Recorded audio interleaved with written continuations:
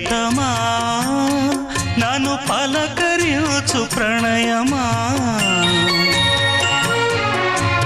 అతిథిలా నన్ను చేరుకున్న హృదయమా ఎదుట ఉన్న స్వర్గమా